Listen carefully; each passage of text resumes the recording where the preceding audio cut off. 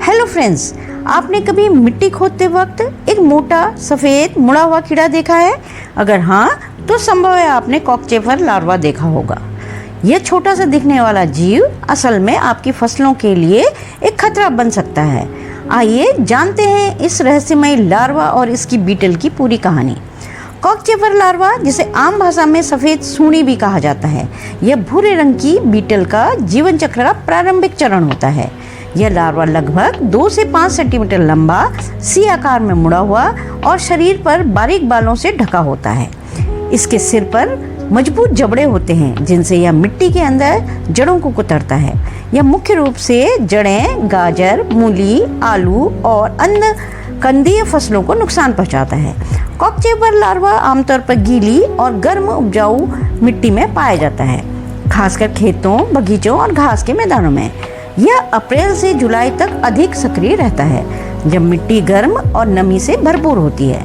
Monsoon के बाद यह गहराई में चला जाता है और ठंड के मौसम में निष्क्रिय अवस्था में रहता है।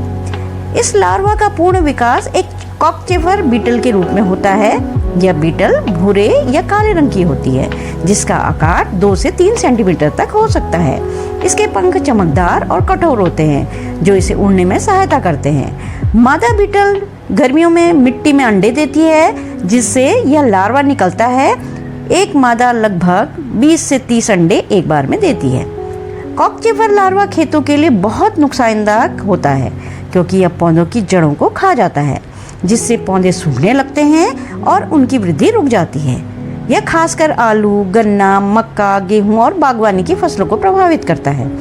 खेतों में इसकी अधिक संख्या पूरे सीजन की उपज को बर्बाद कर सकती है। अगर पौधों की पत्तियां पीली पड़ने लगे, बिना किसी बीमारी के सूखने लगे या अचानक मरने लगे, तो यह संकेत हो सकता है कि नीचे कॉकचेफर लार्वा सक्रिय है। मिट्टी खोदकर देखने पर सफ़ेद मोटे लार्वा दिखाई दे सकते हैं। अगर इससे बचाव के बारे में बताया जाए तो गहरी जुताई, गर्मी में खेत की गहरी जुताई करने से लार्वा सूरज की रोशनी में आकर मर जाते हैं। अगर जैविक उपाय देखा जाए तो नीम की खली या गौमूत्र आधारित घोल से मिट्टी में छिड़काव किया जा सकता है। और अगर पक्षियों को आकर्षित करके खेत में बगुले या अन्य कीटभक्षी पक्षियों को आना देना भी लार्वा को नियंत्रण में मदद करता है।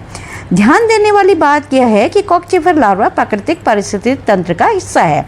ये कुछ हद तक मिट्टी को भुरभुरी करने और कार्बनिक पदार्थों को तोड़ने का भी काम करते हैं, इसलिए इनका पूरी तरह से सफाई करना भी ठीक नहीं है, लेकिन संतुलन बनाए रखने के लिए ज़रूरी है।